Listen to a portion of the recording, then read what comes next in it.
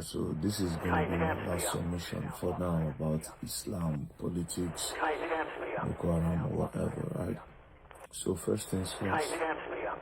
So a lot of people say they want revolution in Nigeria because they've suffered so much in the hands of these manipulative and evil politicians we have in Nigeria, knowing fully well that we have the capacity, we have the wealth, we have the natural and mineral resources to make Nigeria one of the greatest nations on earth.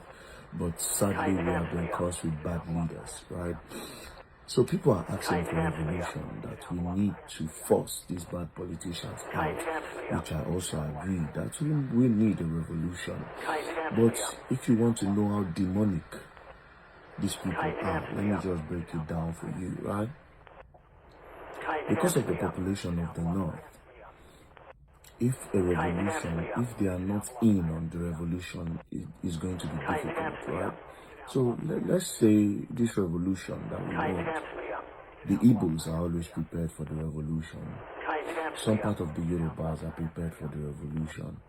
South, a lot of them are prepared, but for some reason, this bad government has infiltrated them. You know, they've taken over those states, they've taken over Delta states, Wiki at Port Harcourt. So they've held it down, but that is for the political class. The youths of the Niger Delta region are 100% interested in the revolution of Nigeria to change the government.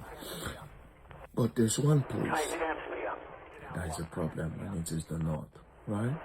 So if we march, say the Eastern youth, they march, the Niger Delta youth march, the Western youth, they march, and they're coming from this side. Do you know what the politicians will do to scatter everything? Very easy. They'll pull out the religious card. How? They'll go to the North and tell them, I see these youths that are chanting revolution, that they want to change the government.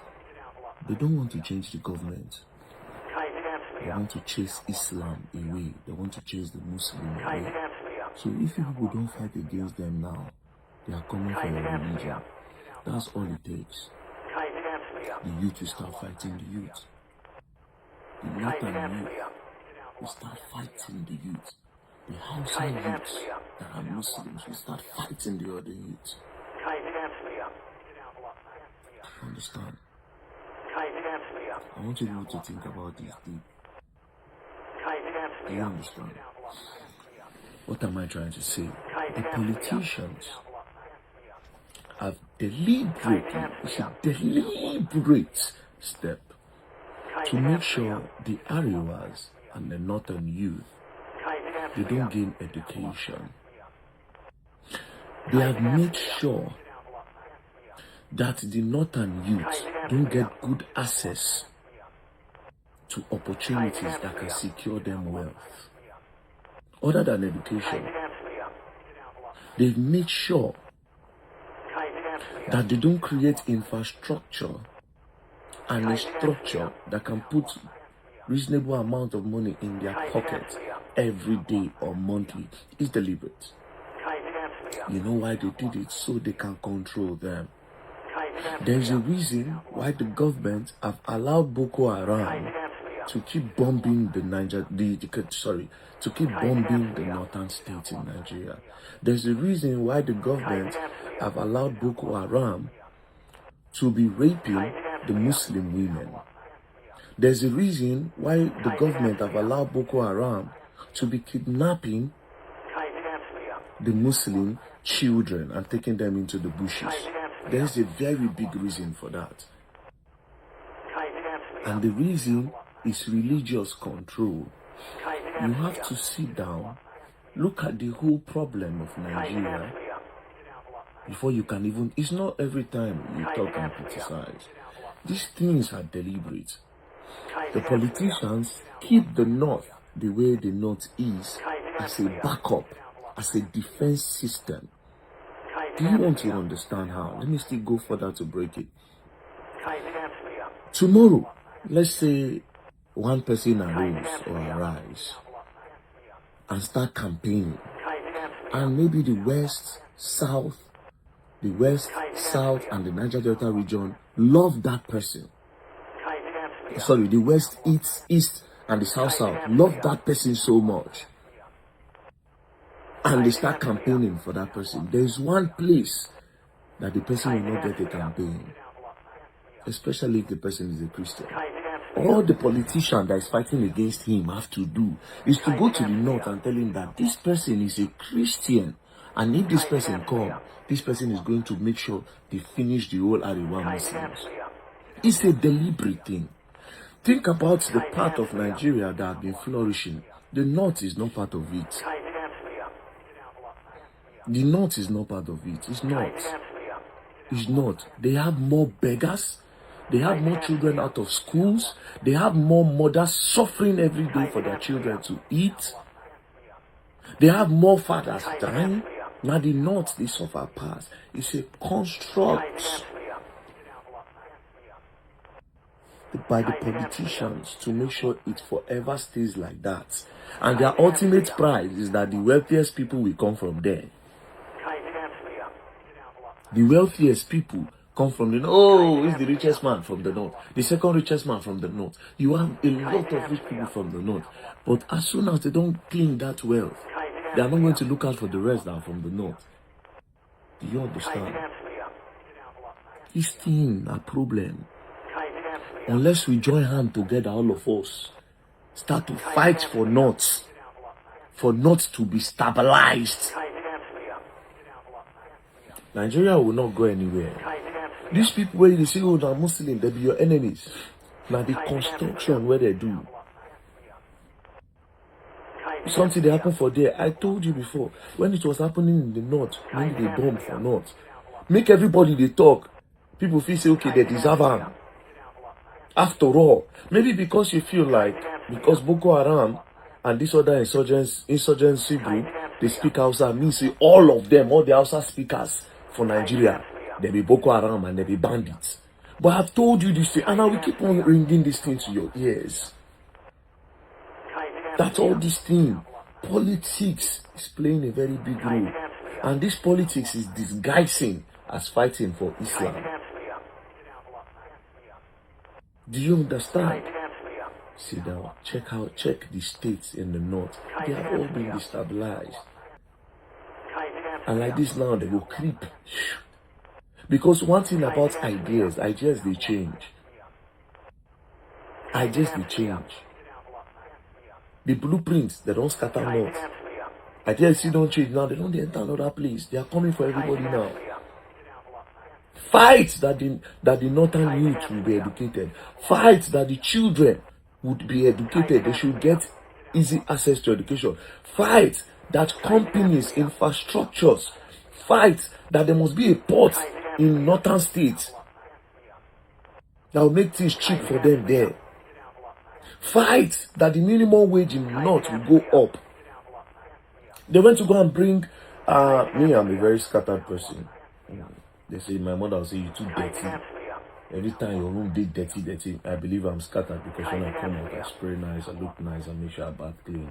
You know, my teeth are white because I take care of them very well. Natural, not be veneers, right? I get best way they help me clean my house, they clean my room especially. If you don't clean the house, no problem because I get sisters. But that particular girl, I say clean my room. When they brought this girl for me, now Arewa girl. Now, it will interest you to know that unconsciously, they don't register and say, nah, Arewa children ain't good. Arewa girls, nah, they're good for house help. Unconsciously, especially for Abuja. If you find cleaner now, they will carry one girl from north, come give you. Do you understand? Because of how the politicians have made it to be. But let's come back again. So, they brought this girl to me. Do you understand? They brought this girl to me. Very nice girl. You know, how much I go pay the girl? I paid the girl 80,000. They para for me. I swear to God. They say I won't spoil the work of cleaners. See all those girls now 20,000. They can pay them 15,000-20,000 naira with their monthly money. I say hell to the fuck no. I will not pay that. Okay, even if I say everywhere back, don't worry, 50,000 they okay for the girl. But still on still, I don't pay the girl. So I don't pay the girl 2 times in a month before. And at 70,000 I can go. They don't believe that the Arewas, they don't believe that the Hausa speakers deserve a good life. This is a problem. We are not going to understand. Meanwhile, the people before me, their own understanding is that, oh, the Muslims, they want to do this, they want to do that. A lot of them believe that. But me, I don't sit down now, I don't calculate. I might be wrong, they might be right. But based on my own calculation now, there is a problem. And why this problem has not ended in a long while, it is because they need the Christians to fight the Muslims. They need the Igbos to see the Hausas as enemy. They need the Yorubas to see the Hausas as enemy. They need the Niger Delta to see the Hausas as enemy. They need every other ethnic group to see the Hausas as enemies. But only when they need to do menial jobs and hard labors, that's when they believe that the Hausa man is honest. If you want person to go clear your farm, you believe say the Hausa man, if you go and say they're strong. If you want somebody who won't do better business with, you say, outside they don't tell you a lie, they don't feel lie for you.